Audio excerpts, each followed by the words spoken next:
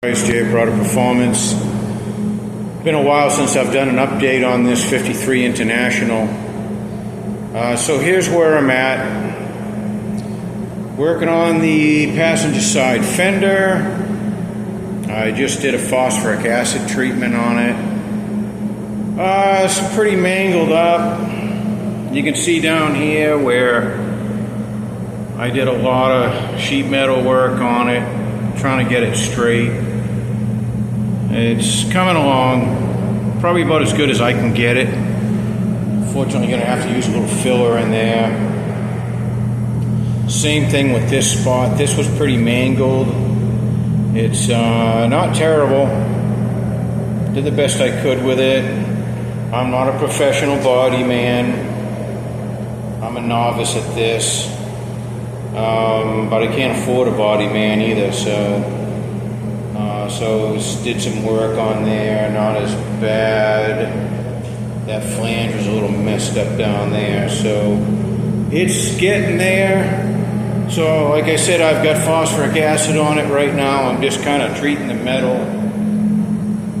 A lot of the brown is a primer, but a lot of the brown is rust too. So just trying to get this thing in shape. I just did the driver's side. That was pretty beat up. Let's get over there and I'll show you the finished panels. Alright, so tucked in the corner of the shop here, I've put in everything as I paint it. So here's the cab. And that came out decent. Paint could have been a little better, but it was really hot when I painted it, and I'm like trying to get up and down ladders to paint it, and it was kind of tricky, but came out pretty good. I put the floor back in it, painting some of the smaller pieces. That's the headliner and the door skin, or the interior door panels. Headliner will go up in there and cover that. So cab's done. I think where we left off last time is I was working on the cab. So that's done. This fender here I just finished. So this was really all stoved in up here, and I'm really surprised I was able to knock all that out. It was pretty mangled up there. Obviously it had been in an accident or something.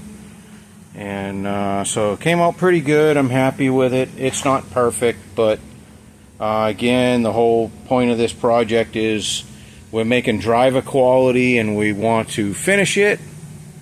And obviously those are the doors. I think I did videos on those. Did a video on doing the hood. Hood came out pretty good. Happy with that. And then we got the two rear fenders still that have to be done. That'll be a little bit later. Let me get over to the frame, show you what I've got going on there. Oh yeah, and here's the front grille for it. This is going to be a bit of a challenge, I think.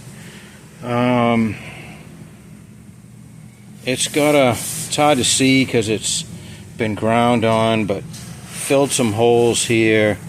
It had kind of a custom bumper on it, like a farm and ranch style bumper.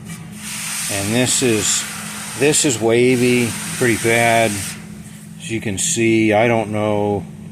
That's probably going to be tough for me to get straight. Again, because I don't really know what I'm doing. So I'll report back on that. And so yeah, there's been some patch panels welded in here. This is kind of bent in on the bottom, so I don't know. Wish me luck on this. I'll do a video on that when I get to it. We got some warm weather right now. It's late December and it's unusually warm, so I'm trying to take advantage of the weather. I painted that other fender the other day, and I'm going to try to I was hoping to get the other fender done in this, but that's not going to happen. I'll be lucky to get that other fender done. So this deal here After I paint those two pieces, I'm going to work on this frame. Now I'm going to get rid of this straight axle setup, and I'm going to do some sort of a Mustang 2 gig on it. This is an original Mustang 2 suspension that a friend of mine gave me just to kind of look at. It's obviously not anything that's going to just bolt right up to this. It's just really more for planning it out. They got some nice kits you can buy even for this truck, but it's kind of not in my budget. So I don't know. I'm going to try to get off as cheap as I can. I don't know. We'll see. But so what I'm going to do next is I'm going to box in the front section of this frame, probably about up to that cross member, roughly. And I think this here, I'm going to cut this off and make this all nice and squared off and smooth. I don't think we need that for anything. That was more for support for the original leaf springs here, so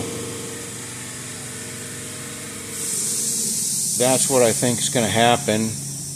We don't really need any of that anymore, so I'm going to kind of streamline that. I'm going to get the cab. After I'm going to prep the frame. I'm going to strip everything off. I still got the bed on here. Bed's been taken off before, but it's just kind of on here temporarily because we transported it from one building to another. But as you can see, we got some rust down there. This is the worst part of the truck, is the bed. And I'm gonna do a wooden floor in it. That front piece, my plan is to maybe try to find that piece from like a Chevy or a Ford that you can buy brand new and maybe adapt it to this. I'm kind of guessing the Chevy or the Ford around this era is probably not very different. If anybody in the comments happens to know what roughly interchanges from a 53 International to something I can buy sheet metal from, that would make the job a lot easier.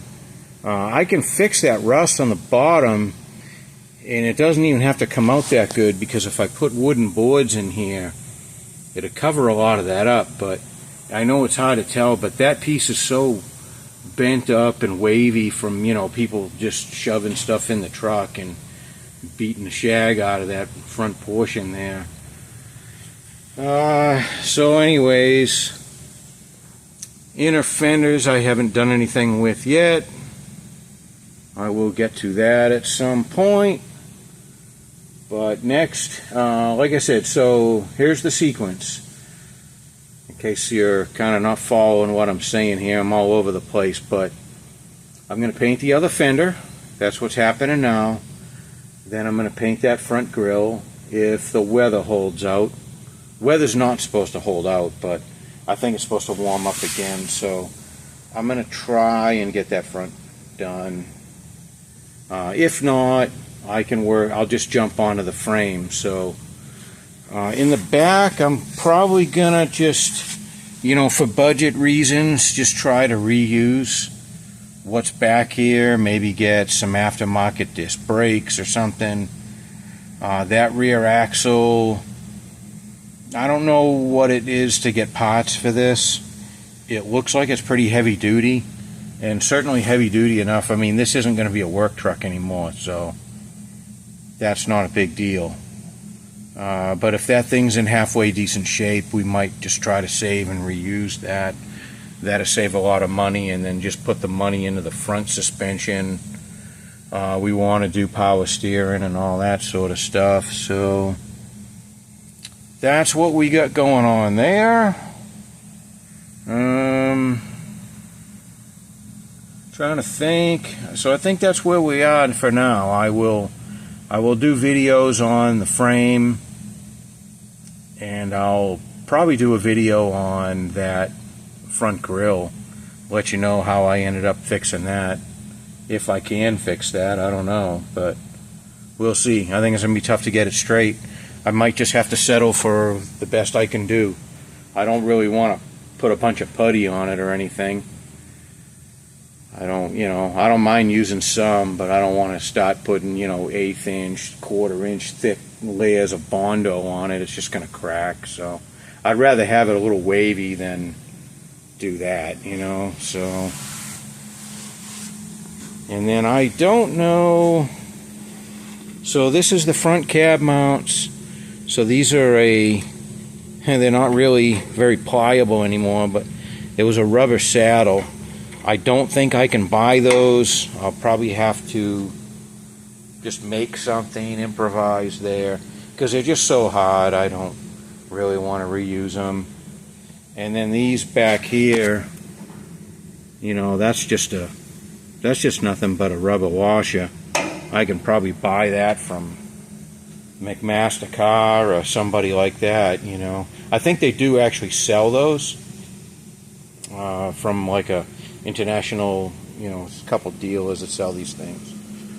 So this cross member will come out because we're going to put in a 351 Windsor with a 4R70W transmission. So, alright guys, I think that's all I've got for you on this for now. I have done a lot since the last video. I didn't really show you much, but I was really wanting to start putting stuff together before I did another video. Try to get a little more interest in this, but okay guys, that's where I'm at. I will keep you posted. Hopefully it won't be too long. My goal this year for 2026 is to really get on these projects and keep them moving in a forward progression, even if it's slow. I don't want them sitting for 6 months before I do something again. But I've got a lot of irons in the fire, unfortunately, so that's kind of my sickness, but I think a lot of you guys can relate. Alright guys, thanks for watching, and we'll keep you posted.